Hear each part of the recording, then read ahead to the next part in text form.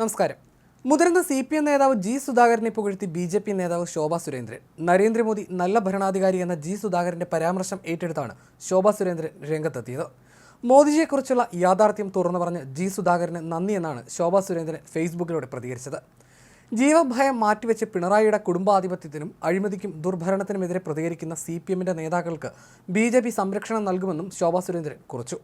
ഒരു പൊതുപ്രവർത്തകന്റെ ധാർമ്മികത ഉയർത്തിപ്പിടിക്കുന്ന അങ്ങയുടെ ഈ നിലപാടിനെ ഒരിക്കൽ കൂടി ഞാൻ അഭിനന്ദിച്ചു കൊള്ളട്ടെ.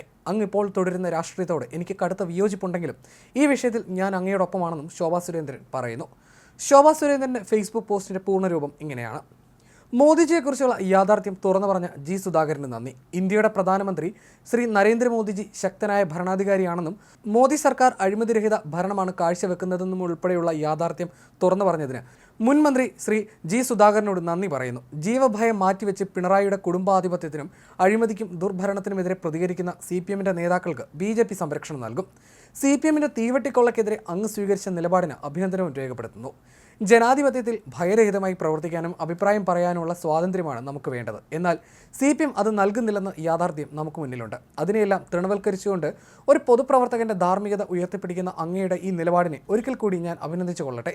അങ്ങിപ്പോൾ തുടരുന്ന രാഷ്ട്രീയത്തോട് എനിക്ക് കടുത്ത വിയോജിപ്പുണ്ടെങ്കിലും ഈ വിഷയത്തിൽ ഞാൻ അങ്ങയോടൊപ്പമാണെന്നും ശോഭാ സുരേന്ദ്രൻ ഫേസ്ബുക്കിൽ കുറിച്ചു. നരേന്ദ്രമോദി ശക്തനായ ഭരണാധികാരിയാണെന്നും BJPയുടെ കേന്ദ്ര സർക്കാരിനെതിരെ അഴിമതി ആരോപണങ്ങളില്ലെന്നുമായിരുന്നു മുൻ മന്ത്രി ജി സുധാകരൻ പറഞ്ഞത്. കോൺഗ്രസ് ഭരണകാലത്തെ പോലെ അഴിമതിപ്പെട്ടി ഒഴുകുന്നില്ല. നേതാവുണ്ടെങ്കിൽ ജനം പിന്നാലെ വരും. കേന്ദ്രമന്ത്രിമാർക്കെതിരെ വ്യക്തിപരമായ അഴിമതി ആരോപണങ്ങളില്ല. ഏത് പാർട്ടിയായാലും നേതൃത്വം പ്രധാനമാണെന്നും അദ്ദേഹം ഒരു ചാനൽ അഭിമുഖത്തിൽ പറഞ്ഞിരുന്നു. ഒന്നാം പിണറായി സർക്കാർ മികച്ചതായിരുന്നു. എല്ലാ വകുപ്പും മികച്ചതായിരുന്നു. ആ സർക്കാരിൻ്റെ പേരിലാണ് പുതിയ സർക്കാർ വന്നതെന്നും എന്നാൽ ആ വികസന നേട്ടങ്ങൾ ഇപ്പോൾ ഒരു MLA മിണ്ടുന്നില്ലെന്നും സുധാകരൻ പറഞ്ഞിരുന്നു. രണ്ടാം പിണറായി സർക്കാരിനെക്കുറിച്ച് പലർക്കും വിമർശനങ്ങളുണ്ട്. തിരഞ്ഞെടുപ്പിൽ ആലപ്പുഴയിലെ CPM കോട്ടകളിൽ വിള്ളലുണ്ടായി. കായംകുളത്ത് വോട്ട് ചോർന്നു. പുന്നപ്രയിലും ചോർന്നു. ഇത്തരം ചോർച്ച ചരിത്രത്തിൽ ആദ്യമാണ്. KK ശൈലജ എവിടെ നിന്നാലും ജയിക്കുമെന്ന് ആരാണ് പറഞ്ഞതെന്നും സുധാകരൻ ചോദിച്ചിരുന്നു. അങ്ങനെ പറയുന്നത് മാധ്യമങ്ങളാണ്. തനിക്ക് ആ വിശ്വാസമില്ലെന്നും വിമർശിച്ചിരുന്നു. സർക്കാരിൻ്റെ പ്രവർത്തനങ്ങളിൽ ജനങ്ങൾക്ക് അതൃപ്തിയുണ്ടെന്നും അദ്ദേഹം മാധ്യമത്തോട് പറഞ്ഞിരുന്നു. സുരേഷ് ഗോപിക്ക് ക്യാബിനറ്റ് പദവി നൽകണമായിരുന്നു. മത്സരിച്ച് കഷ്ടപ്പെട്ടാണ് സുരേഷ് ഗോപി അധികാരത്തിലെത്തിയത്. ഒരാൾ വിചാരിച്ചാൽ മാത്രം എല്ലാവരും അടക്കി നിർത്താൻ കഴിയില്ല. വീഴ്ച വന്നാൽ പറയണം. എന്തിനാണ് പേടിക്കുന്നത്? ഒന്നാം പിണറായി സർക്കാർ മികച്ചതായിരുന്നു. എല്ലാ വകുപ്പുകളും മികച്ചതായിരുന്നു.